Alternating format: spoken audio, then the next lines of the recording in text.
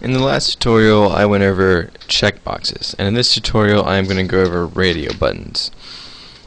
They are very similar in the way that you create and the way that you use Dreamweaver to insert checkboxes and radio buttons. The only difference in between the two is that the actual little piece that you click on in radio buttons is a circle, and the one in the checkboxes is a box.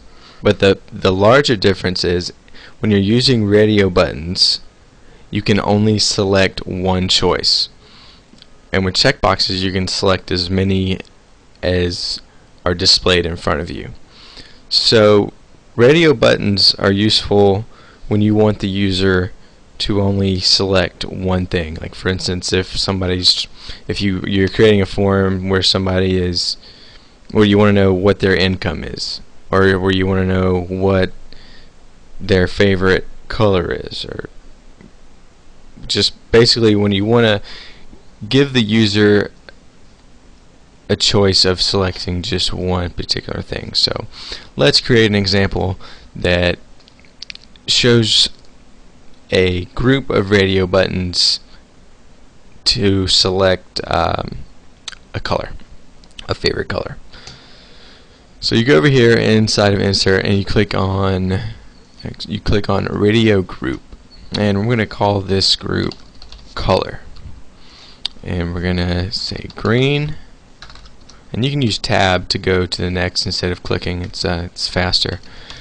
Green, blue, blue, and let's add another one, red, red. And then if they don't like green, blue, or red, I'm going to add one that says none of the above. And for the value, I'm just going to say none. And we're going to leave the default layout using line breaks and say OK. And this is very similar to the last example where we created checkboxes, except this time we have created radio buttons. So to prove that you can only select one, I'm going to launch this after it's been saved, and you can see that you can try to select more than one, but the radio buttons are only going to let you select one particular piece inside of this radio group. So now you see the differences in between checkboxes and radio buttons.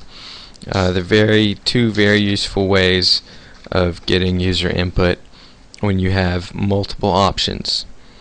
And that is it for this tutorial. In the next tutorial I'm going to be going over drop down menus and lists. Very interesting stuff, so make sure you guys keep watching and subscribe, and see you next time.